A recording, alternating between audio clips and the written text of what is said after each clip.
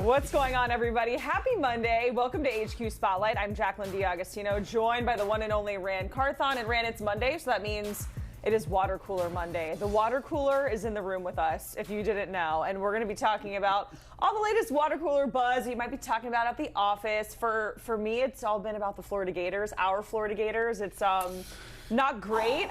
And luckily, we're not talking college ball right now. We're talking about the NFL. And we want to start with our very first water cooler chat, and we are talking, fill this up for you, we got to be sipping on this Eagles water, man, because oh my God, blocked field goals, that was like a theme, it felt like, for this week in the NFL, and the Eagles had the most dramatic one. They returned this blocked field goal for a touchdown. They beat the Rams. So, Rand, what is it about this Eagles team? How impressive is it that they just keep finding ways to win? That is the mark of a great team, is finding multiple ways to win.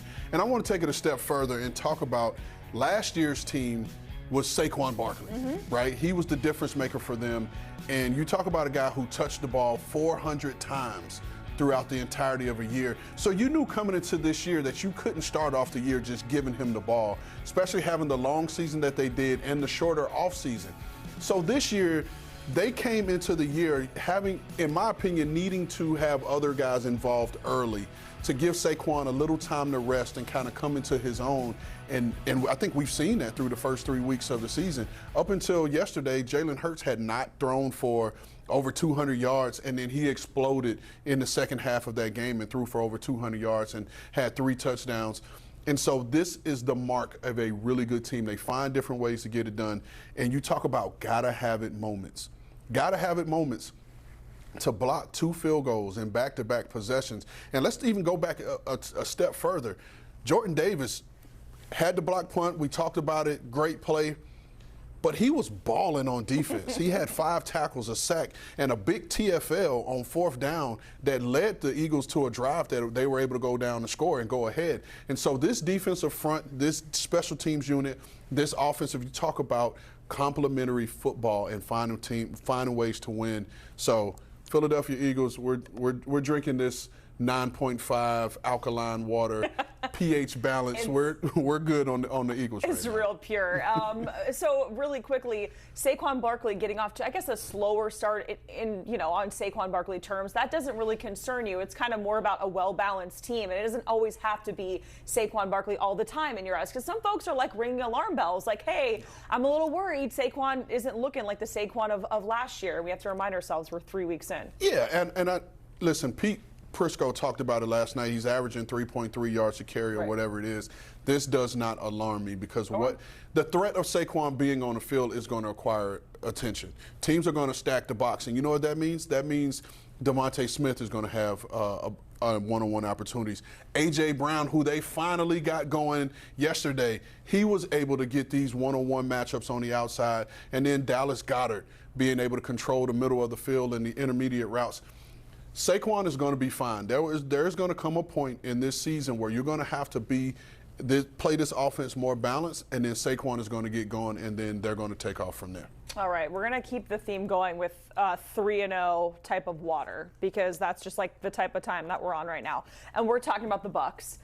They are 3-0 for the first time since 2005. Every single game for this team has been a heart attack. They have some fourth quarter comeback win in every single game this season. What does it tell you about this Bucs team that they're able to do that despite dealing with some pretty significant injuries this early on in the season? Another team that's finding ways to win. And what's cool and unique about this Tampa Bay Bucs team, like you said, they're down a ton of guys, right? Mike Evans left the game yesterday with a hamstring injury. And so what happens is as the season progresses, as you get into the playoffs, you're going to have to win tight games. And this team will have experience of when the game is tight. And again, those got-to-have-it moments I talked about, it will not be new to this franchise because they've done it and they've shown the ability to go down and win these games. You knew after the Jets got the blocked field goal, and you were like, oh my God. And I'm not going to say you, I'll say I said, oh my God, this game is over. Then I looked and saw how much time was left. I think it was a minute. Aaron Glenn thought it was over. I think it was a minute and 30-something left. I was like, this could be a problem. And then you talk about these young guys that they're having step up. Emeka Egbuka making these catches that got them in the range. And let's just say this. and I don't know if I get fined for questioning officiating on this side. So I've always tried to be careful. But the officials missed a reception that would have made the field goal even closer. That Emeka had caught a ball on the sideline where he was able to get both feet down. Now, it was under 2 minutes, so you can't challenge it, and that has to come up from up top, and it never did. But nonetheless, Chase McLaughlin came in, kicked another game-winning field goal, and this Tampa Bay Bucs team, when it gets time, when we get in the latter part of the season, they're going to know how to win these close games because they've done it over the first 3 weeks. Yeah, and Baker Mayfield, man, it just feels like his trajectory just keeps going up and up and up, and it's going to be contract time soon for Baker as well. So really kind of playing his way into one of those top quarterbacks in the NFL. All right, this is interesting water, if you will. I can't remember if we talked about this before with last week. It feels like a whole season with the Browns. But man, they just pulled off an incredible win. They were down, 10-0 in the final 4 minutes, and they beat the Packers. Is this something that we should kind of be concerned about for the Packers, or do we just kind of chalk this up to maybe one of those wonky games where we kind of scratch our heads that happened, way back when in the beginning of the season that we'll look back on come playoff time? No, I don't think this was a wonky game. And the reason why I'll say is because Green Bay had not played a defense like this Browns defense. And the way Jim Schwartz calls a game, they had not played a defense quite like this, and I knew this defense was going to give them problems. I'm not going to say I knew they would hold them to 10 points because this Green Bay offense is really good.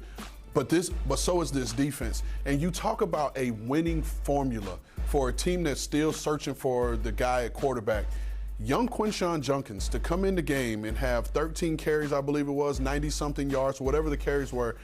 But the formula for this Browns team right now, so you're not wasting the performances of this defense, is the ground game and this defense. Control the ball, control the game, shorten the game, keep the other team's offense off the field, which gives your defense more time to rest and be able to get after quarterback. And then you have this young running game and that you can lean on that takes the ball out of the quarterback's hands as much as possible, but it also makes the quarterback's job easier, gives you the threat of play action, and now you're able to make these higher percentage throws. So I don't think it was a wonky game. Okay. I just think they've now found their true formula and how they need to play to continue to win. I know this segment is not about airing out my grievances for my fantasy team, but I had Quinshon Judkins on my bench because, of course, I did. And well, at least he's on your team and someone else didn't get the points. Exactly. So I'll learn from this. I'll move on. We're going to keep it in the state of Ohio for this next cup of water. Unfortunately, it's not as great, and we're talking about the Cincinnati Bengals because they had the largest loss in franchise history. We know Joe Burrow is out for at least 3 months. Jake Browning time for now.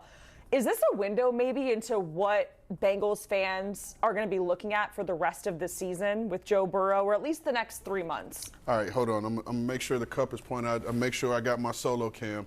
I would say zoom in, but I'm going to spare you have to look at my face that close. Cincinnati, run the football. It's not that hard. Run the football. If you look at these numbers, they have 53 yards is their highest rush total for the season. We're talking about 16 individual runners that have more yards than the Cincinnati Bengals as an entire team. And you're playing with your backup quarterback. I know you have Jamar Chase. I know you have T. Higgins. I know you have Mike Gesicki. But you don't have Joe Burrow. Run the football.